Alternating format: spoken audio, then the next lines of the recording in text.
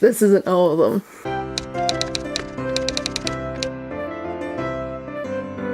Hello strangers, I'm Rachel and today I will be doing a book haul of all the books I bought in November. Literally I only bought these books in November and there's tons of them. It's ridiculous. I spent a lot of money in November, totally. It was too much money and it was really dumb. Don't copy me.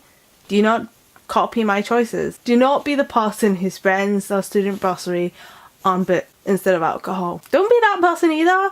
Like, don't spend your whole bursary on anything. Just like, don't do that. Okay, I never actually spent the whole of it on books, but almost. And I have did that before. And there is evidence of that. Doing the fact that there's a series of book hauls that I made were just like my giant book haul series where I hauled a lot of books, and it's where the majority of my books came from. I mean, yeah, I've been buying books, tons of books, but basically I bought like 100 books or something in 1 month, one time, which was insane. Don't do that. Well, to start with, I thought I'd go with the books I think I probably bought first, which in this Batman vs Superman bag. I got these books from Asda, I think, and they were Daisy and Chains by Sharon Bolton. I don't really know much about this book, other than I bought it. Famous cows have fan club. Who would join such a club? Would you? And I think that's why I got it, because serial killers! And I also got The Diabolical by S.C. Kindred. The main reason I got this book was it sounded cool and it was a $5 in Asda, so why not? Everyone's talking about it. Joining bandwagons. I mean, will I join the bandwagon of actually reading it? Who knows? It's me. I will definitely not read all these books this year. I also got Nocturnal Animals by Austin White. You probably know this has recently been adapted into a film, and I didn't actually get to see it because, badly enough, I did not go to the cinema last month. I mean, I did go to the cinema last month, but it was only for one film, so that doesn't really feel like it counts. I need to go to the cinema tons this month when I miss going to the cinema, and usually as some stuff comes out at Christmas that's pretty decent. I don't know what I think of the movie. Like, the movie looks alright, but the plot of the movie sounded really interesting, and when I heard it was based on the book, I'm like, oh, I definitely want to read the book. I'll probably watch the film some point, but I really want to read the book more than I want to watch this film. I think because the book sounds like it'll have a lot more to it than the film will. The idea sounds like it's something you do want to have develop. The film could be really good. I haven't actually heard any non-biased reviews about the film. I've only heard like the actors bigging it up. So if you've read or seen the film, tell me down below what you thought of it. The next part of this review is just like this big pile of books I bought. This is in no particular order because I basically bought all these books at like the one time. I was just on the internet and I made a list of books that I wanted to buy, so I bought them all. Don't be me. Don't make a giant list of books that you want right before Christmas and buy them all. See, the thing is, even when it comes to Christmas, I don't really like asking people to buy me books. They probably won't have did the research I would when it comes to finding the best book. The last time I asked someone to buy me a specific book, I told them I wanted a specific edition and they never got me the specific edition I wanted, which was kind of sad because it was the English library editions and those books were so pretty and I really wanted books from those editions, so sad times. But oh well. I'm starting with these because these are literally the newest to me, and they are For the Woods by Emily Cowell, and this is a graphic novel of short stories that are like creepy and the illustrations are really great. I've already talked about this book in my wrap up because I've already read it, so you're probably better going there to see my thoughts about it. Like, I don't like talking about the books overly too much that I just keep repeating myself. And I also bought and read The Collected Works of Filler Bunny by this guy who I really should look up how to say his name, but I keep not, so I've been bitching it a lot recently. Sorry. I will look it up eventually. Yeah, cutesy. Also talk about it in my wrap up. Also got Pretty Monsters by Kerry Lynx. The thing is, I actually own this book already, but this one has an additional story to it, so that's why I bought it. Because there's an additional story. And I know that's pretty dumb, but oh well. I also just really love this edition. I actually saw it in Waterstones and I couldn't justify buying it from Waterstones for that price because I already owned it and it was just one short story. But but I could justify buying it after going hunting for who was the best one, the cheapest person to buy this edition from, being Logic. Like I said, I really do like this edition. I actually quite like the other one, but this one is definitely pretty. So I really should read this book, these collected stories, and see if I even like Carrie Link. I also got When I Was 5, I Killed Myself by Howard Bunton. This is just another book that I've seen a few times when I was like wandering through bookshops, and I like took photos of books that I thought was interesting, and I went through all these photos of books I'd taken photos of, and this was one of them, and I decided I was going to buy all these books. I didn't actually buy all of them, but I bought the majority of them. Like, I decided whether I actually wanted them or not, and then I bought them. This just sounds really interesting because it's such a drawing title. I Killed Myself When I Was 5. Main cat obviously never did. When I looked at the reviews, people like mentioned he was in like a home for autistic people, and like people say, oh, I don't think he's autistic. What does that mean? Because like autism is in a spectrum, and I don't know if they've took that into account or not, so that really made me want to read the book. I have bought a few autism books and I haven't read them yet, but I'm on the hunt for a decent autism book. So if you actually know any, tell me down below. And for the God's sake, do not even think about recommending The Curious Incident in the Nighttime by MacLeod, whatever, Harden. Don't dare recommend that book because you will get a lecture from me. The pay was decent. I also get from Tesco's because, once again, fiver. The Beautiful Dead by Lean Barmer, and I think I actually own another book by her that might have something to do with autism. But I don't know if that is how I'm getting her confused. She just has a similar name. This cover is beautiful and the plot actually sounds really interesting, and once I bought it, like, I'd seen that it's actually quite a lot of buzz for it, and that's probably why Tesco were able to sell it for a fiver. Oh yeah, it's basically this killer contacts this TV show and he wants to kill the presenter. So, great times, guys. That sold me, and it's kind of like the fact that this TV presenter is relying on this killer for her career. It just sounds like a cool concept. I mean, a lot of books with really cool concepts came out this year and I have not read any of them. But this one sounds really cool, and maybe I'll get around to it before this year ends. Who knows? I also got Fantastic Beasts and Where to Find Them by J.K. Rowling. And I wasn't going to buy this script, but then I saw the actual movie, and the actual movie was actually quite good. Like, it was definitely good. There was some like cliche stuff in it, but who cares if there's cliches if it's actually entertaining and like worthwhile to watch. And it was actually quite good to see a movie that's planned to be part of a wider story not be completely reliant on the fact that there's going to be another movie. Maybe that's just because I've been watching too many superhero films. They're like also reliant on the fact that this is one movie in a series of films. Like, none of them stand by themselves. I do feel like this movie could stand by itself. Maybe not completely by itself, because I don't know if you've never seen anything Harry Potter related how much a jump this would be, because it kind of just jumps in that you know what Harry Potter is. Which is actually quite affection, considering all these, once again, superhero films that like treat you like you're an idiot, that you don't know who Superman is or you don't know who Batman is. Like, I know who Batman is. I know his parents die. So yeah, I know this is magical world. I mean, we did kind of have like audience replacement character almost, but I still feel like we were just like, this is just a magical adventure, like no explanation is needed, let's just go. So I bought the script because I'm a film student. I thought maybe it'd be interested to read the actual script. I hope it's like the actual script they filmed it off, like it's not like when they've changed after the edit.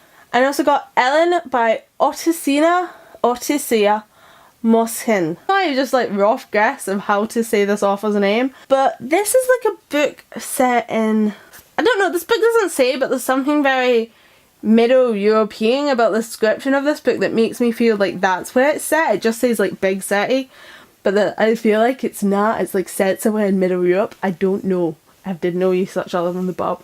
But this is also a Christmas book. But this is a really cool Christmas book in that Ellen, our main character, is pursued into doing this crime by this character called Rebecca, and that just like sold me. And also like, is there lesbian undertones going there? Is it just friendship? But whatever, I love friendships. Even when it comes to psychotic ones. Friendship, lesbians, who cares? I also have Oh the Birds in the Sky by Charles Jane Anders. I don't remember what this is about. Oh, it's a witch to communicate with animals. Guys, I'm not gonna lie, a lot of these books, I don't know what's going on with them. I just bought them because they sounded cool at the time and now I don't remember what they were about. I think that's mainly the cover, but can you beat me with a cover like this? Isn't it pretty? I bought all the books that are out in the Lumiere series by Armin Kaufman and J. Christoph. I don't know if there's going to be more than 2 books, but I also got Gemini and I got it in the hardbacks because these are really cool books, guys. Look what's on the dust jacket. And then the dust has like stuff like cut out of it. It's like really cool. It's really cool. So I bought the. I also got Summer Days and Summer Nights, edited by Stephanie Pumpkins, and this is just like short stories by a lot of YA writers. Like really cool. I read the Christmas one this summer, so I think I'm gonna read this one this Christmas. Actually, I might have read that one Christmas-ish. New Year, actually, I think I read the last one.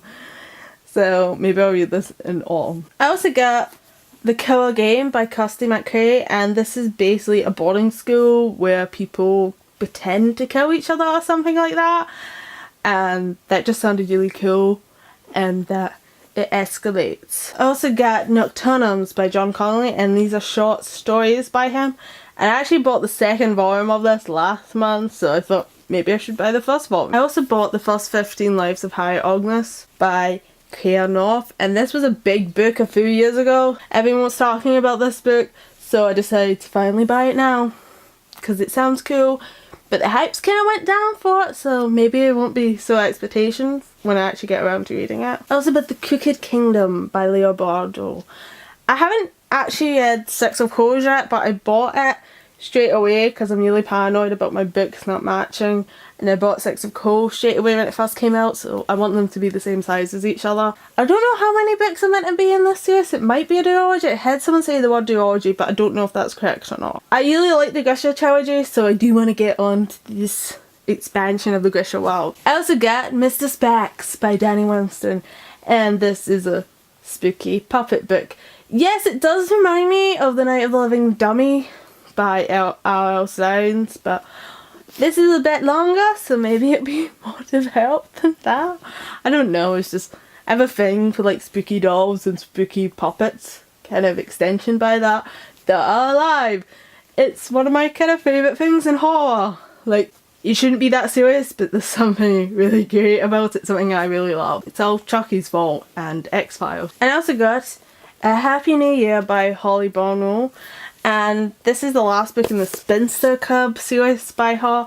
I own all the books, but I haven't read them all, so maybe I should just like read them all in one go, like binge them. I also got the last book in the Zombie series by Darren Shat, and this is gorgeous. I got Tales of the Peculiar by Ransom Rigg, and this is short stories from the same world as Miss Pilgrim's Home for Peculiar Children. But I love short stories, and this cover looks so cute, and I had read the book last month or the month before, and I really enjoyed it, so let's keep going with that. And another story collection book that I bought was Ghostly by Audrey Nefergela. I just bought a lot of horror short story series because I was in that kind of mood for horror and short stories, so I thought combine that and buy some published works of them instead of just relying on creepypasta for my fix of horror. I also got Seconds by Buying Leo Mary, and a lot of people have talked about how good this book is. I don't know, I don't have a lot to say because I literally just bought it because I know people said it was good, and it's by Buying Leo Mary. I actually bought a non-fiction book, which is really not like me because while I do kind of like non-fiction books, I tend to not buy them. I tend to just like steal them off people. And that book was Stranger Than We Can Imagine, Making Sense of the 20th Century by John Higgs. And this is just like a book going through 20th century inventions and how much the 20th century changed. Now, a graphic novel that I bought was Lost at Sea by Brian O'Malley. Lee O'Malley. Again, him. And I think this is one of his first graphic novels, but this is a special anniversary edition they released. Like I don't know anything really about this. I just really wanted to read more graphic novels, so I bought a lot of graphic novels where they sounded cool, and this one was by Brian O'Malley, and there was something just about it that I wanted to read. Maybe it's just because how awesome this cover looks. I bought all my graphic novels from Wadley, and I had thought about doing an unboxing because I knew it was going to be a really massive order, so I thought maybe I should just do an unboxing instead of waiting for them to haul. But I didn't have time or felt like setting up to film, so I didn't do an unboxing. But I kind of wish I did, because look what came in it. Like, I had books arrive wrapped up in parcels, so it would have made a really cool unboxing. So I kind of regret not doing it. But I will unwrap these in front of you.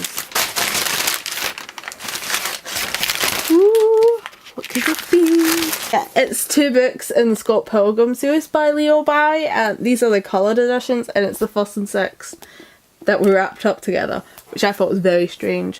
I was actually hoping to read these in the month of November, but I never got around to it because I didn't want to start them before I had all the books, and for some strange reason the 5th one wasn't sent out with the rest of them, so it took a while to come, and then I never had them sat out again to read them. So I bought the 1st one, the 2nd one, the 3rd one, the 4th one, the 5th one. And you guys are probably thinking that, you know, graphic novels cost a lot of money and these are coloured editions of it, and you'd be right. Like I said, I spent dumb money this month. This alone should have been all the books I bought. I've seen the movie of Scott Pilgrim and I really love it. I really love Scott Pilgrim vs. the World. And I know the movie differs a little bit, but I'm looking really forward to reading them. I have went to buy these books in the like original black and white a few times, but I don't know, I really prefer coloured graphic novels. I have read some black and white ones now. I've read The Walking Dead and I've read Johnny the Homicidal Maniac and all that stuff, so I kind of appreciate black and white a lot more. I think maybe it's because part of it is that I wasn't used to it, because all the comic books and graphic novel sort of stuff that I had read before was always in colour, so that was kind of maybe an off-putting thing to me. But oh well, I've bought them in colour now, so I mean, if it's in colour, why not? So I'm looking forward to reading all these, and I might watch the film again as an excuse to watch the film again, because awesome. I don't really care if it is really different from the books or not, because the film is so well done. The next book I have to show you actually is a review book, and I'm going to be part of the book tour for this that's happening in January, and this is A Boy Made of Bricks by Keith Stewart. I think this is something based on reality. Yeah, it's inspired by the author's own experience with his own son. This is an autism book, and I'm kind of interested to see it. I wasn't that keen on it because it is from the point of view of a parent with an autistic child, and to be honest, as an autistic person, I'm kind of sick of hearing about other people's opinion on my own disorder. I want to hear actual autistic point of views and what other autistic people have to say about it, because, you know, autism does vary a lot in different people. Even people who seem like they have similar symptoms or on the same side of the spectrum can be really different from each other when you actually get into it. I'm gonna give it a chance. I don't know, I'm hoping maybe it will be a good book in terms of a parent's point of view, but I don't know. There's some things that send kind of red flags to me. The thing that puts me off straight away is the way that the son in this is described. Meet 8-year-old Sam. Beautiful, surprising, autistic.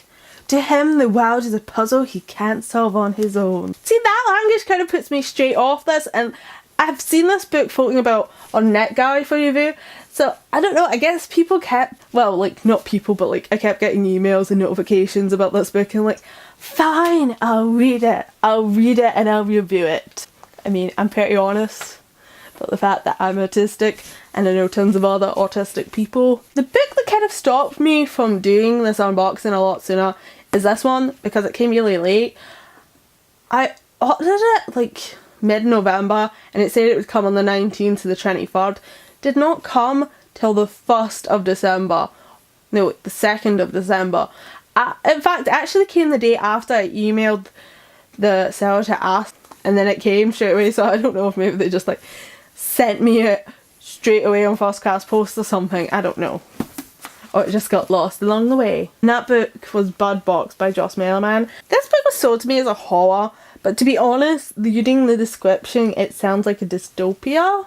Basically, like, this monster comes, and if you look at it, it kills you or something. But like, most people dismiss the reports on the news, but they become too frequent and they become too real, and soon it was happening to people we knew. Then the internet died. The television and radios went silent, the phones stopped ringing, and we couldn't look outside anymore. Bird Box is a terrifying psychological thriller that still haunts you long after reading. I guess that is how people describe horrors. Well, like horror thrillers. Horror's come under so many different genres now. It's like horror's not a straight genre anymore. It's very queer. So I guess this is horror, and it's not really a dystopia. It's more like an apocalyptic book. I mean, it's definitely apocalyptic. The fact that the internet dies, that makes it apocalyptic, because once the internet dies, so many of us will die with it, because how will we function without the internet? I'm kidding. I know, like, if I had to, I could go back to function without the internet.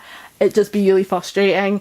The fact that I didn't have that technology and all that information and all that entertainment would be gone. I mean, videos like YouTube gone, Wikipedia gone, like really weird bad fash games gone, Tumblr gone.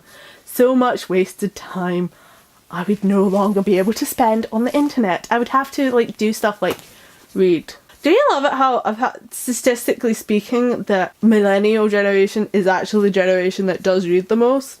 Which does make a lot of sense, especially since the internet is mostly still reading.